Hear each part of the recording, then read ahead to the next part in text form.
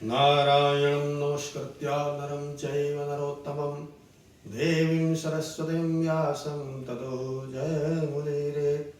भक्ति भक्त भगवंत गुरु चतुर्नाम बपुए, तिनके पद वंदन किए नाशत विघ्नये। कृष्णाय वासुदेवाय हरे परमात्मने प्रणतक्लेशनाशाय गोविंदाय नमो नमः। गुरुर्ब्रह्मा गुरुर्विष्णु गुरुर्देवो महेश्वरः, गुरु साक्षात् परम ब्रह्म तस्मै श्री गुरवे नमः। बोले राधा माधव भगवान की जय, समस्त संतों की जय, समस्त भक्तों की जय, श्री गुरुदेव महाराज की जय। मनुष्य जन्म आत्म कल्याण के लिए भगवत कृपा से प्राप्त होता है, और उस जन्म को प्राप्त करके भी जिसने अपने इस मनुष्य जन्म को निरर्थक ही बिता दिया, उससे बड़ा मूर्ख कोई नहीं हो सकता। तुलसीदास जी ने कहा है, जो न तरय भव सागर नर समाज जस पाय, सुकृत निंदक मंद मते आत्मा हन गति जाय। यानी उसने सोच लीजिए अपने आप की आत्महत्या कर दी। हम अपने जीवन को निरर्थक कार्यों में व्यतीत कर देते हैं। जब से समझ आती है तब से भी नहीं समझना चाहते। विद्वानों ने, संतों ने सबको बताया है, शास्त्रों ने बताया है कि प्रथमेनार्जिते विद्या द्वितीयेनार्जितं धनं तृतीयेनार्जितं पुण्यं चतुर्थे किं करिष्यते। प्रथम अवस्था ने 25 तक जिसने विद्या का अध्ययन नहीं किया, और 25 से 50 तक जिसने धन का अर्जन नहीं किया, गृहस्थ जीवन स्वीकार करके। अब 50 से चलते हैं 75 यानी वानप्रस्थ आश्रम, उसमें जिसने पुण्य का अर्जन नहीं किया।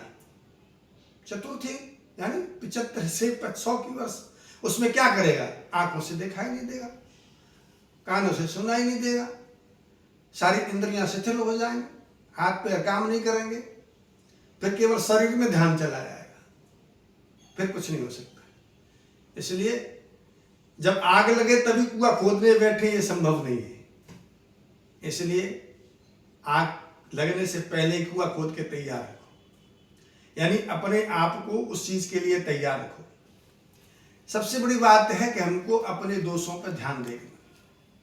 जब तक हम अपने दोषों को जानते नहीं हैं, तब तक उनके सुधार की कोई संभावना नहीं रह सकती। किंतु जब हम अपने दोषों को ही गुण मान लेते हैं, तब उसका सुधार करना बड़ा कठिन हो जाता है। उसके लिए हमें संतों का, सदमित्रों का, सद्गुणी जनों का, ज्ञानियों का संग करने की आवश्यकता है। भगवान को दोष देने की जरूरत नहीं है।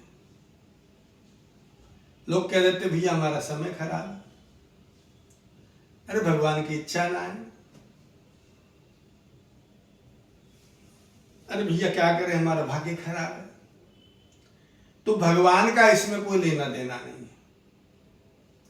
भगवान ने तुमको शास्त्र दे दिए चक्षु के रूप में, उनसे आप देखिए, उनका ज्ञान लेकर अर्चन करके देखिए हमको क्या करना है क्या नहीं करना है। शास्त्र ही सबसे बड़ी शिक्षा देने वाले हैं। आप संसार के किसी लोगों की बात मानो मत मानो, वो अपने आप अपने अनुसार आपको बताएंगे, अपने संप्रदाय के अनुसार आपको चलाएंगे, लेकिन शास्त्रों का कोई संप्रदाय नहीं है। सबसे सच्चे गुरु शास्त्र ही हैं। इसलिए शास्त्रों की बात मान करके क्या उचित है क्या अनुचित है, क्या करना चाहिए क्या नहीं करना चाहिए, संतों की, जो परम संत हैं, जिन्होंने केवल अपने स्वार्थ के लिए ही संतत्व को स्वीकार किया, ऐसे संतों का नहीं, जो वास्तव में संत है, ऐसे संतों का संग करना। संगमः खलु साधूनां उभयसां च सम्मतः, यत् संभाषण संप्रश्न सर्वेषां वितनोति सम। उनके साथ रह करके उनसे अपने मन की जिज्ञासाओं को शांत करके मन को बड़ी शांति मिलती है। उनका संग न करके आप अगर विषयी लोगों का संग करते हैं तो वो संग कैसा है? विष के समान है। इसलिए दुस्संग सर्वथैव त्याज्य, दुस्संग हमेशा त्याग कर देना चाहिए। काम क्रोध मोह स्मृति भ्रंश बुद्धि नाश सर्वनाश कारणत्वात्, क्योंकि दुस्संग करने से काम क्रोध मोह स्मृति भ्रंश हो जाता है, बुद्धि का सर्वनाश हो जाता है, फिर जो नहीं करना चाहिए वो करने लग जाता है। उपनिषद में एक कथा है, नारद भक्ति सूत्र में आता है। इंद्र ने किसी ऋषि को भ्रष्ट करने के लिए एक खड्ग दे दिया, खड्ग यानी तलवार, कि आप इस तलवार को अपने पास रखें, मुझे जब जरूरत होगी तो मैं ले जाऊंगा। अब रखने के लिए दे दिया तो उन्होंने अपने पास रखा, बोले आप रक्षा के निमित्त रख लीजिए। रक्षा के निमित्त रखते रखते क्या हुआ, एक समय वो थोड़ा घास फूस आश्रम में होगा तो वो खड्ग से घास फूस काटने लगे, घास पत्ती काटने लगे।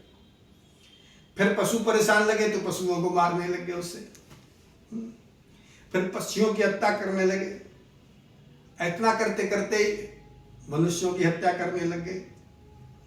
तो जब जड़ खड्ग का इतना प्रभाव होता है कि उसके संग से एक संत, एक ऋषि अपने ऋषित्व को, संतत्व को नष्ट कर सकता है, तो कुसंग का कितना प्रभाव होगा ये आप सोच सकते हैं, सत्संग से और कुसंग से।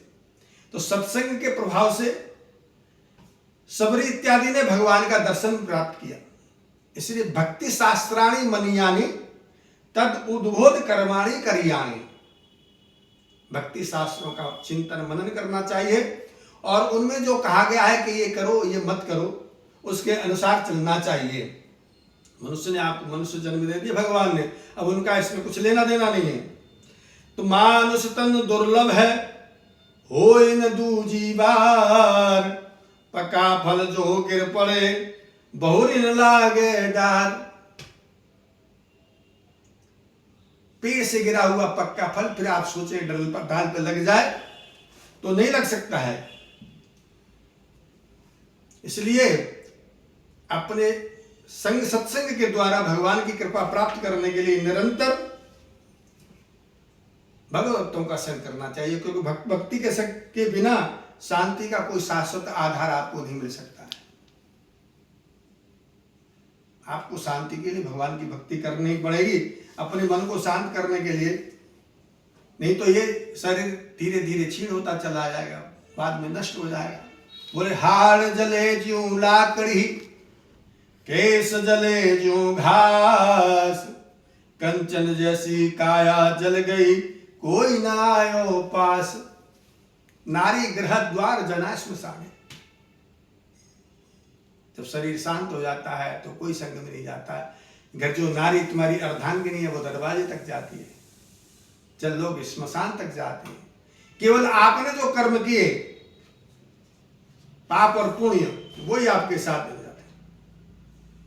अब भगवान को दोष दें तो भगवान क्या कहते हैं, मैंने मानुष जन्म तुझको हीरा दिया, जो तू बिरथा गमाए तो मैं क्या करूं।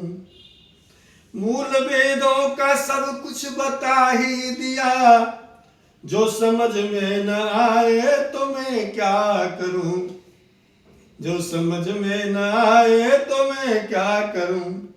अन्न दूध आदि खाने को सब कुछ दिया, मेवा मिष्ठान्न भी मैंने पैदा किया। फिर भी निर्दयी हो जीवों को सताने लगा, जो तू हिंसा कमाए तो मैं क्या करूं। जो तू हिंसा कमाए तो मैं क्या करूं। दीन दुखियों को दिल को दुखाने लगा, रात दिन पाप में मन लगाने लगा। तूने जैसा किया वैसा पाने लगा, तूने जैसा किया वैसा पाने लगा। आज आंसू बहाए तो मैं क्या करूं। मैंने मानुष जन्म तुझको हीरा दिया, जो तू बिरथा गमाए तो मैं क्या करूं। इसलिए मनुष्य जन्म फिर मिलने वाला नहीं है। ये बहुत बड़ा आपके ऊपर परमात्मा का उपकार है। इसलिए इस उपकार को चुकाने के लिए निरंतर भगवत शरण प्राप्त करके गुरुजनों के जो वास्तव में गुरुजन हैं, क्यों उनकी शरण में जाकर के और आपको अपने जीवन को कैसे बिताना है, कैसे जीना है, क्या करना चाहिए, क्या नहीं करना चाहिए, इस सब का ज्ञान करके आप अपने जीवन को सफल बनाएं, यही आपके आज के लिए जरूरी है। बोल वृंदावन बिहारी लाल की जय।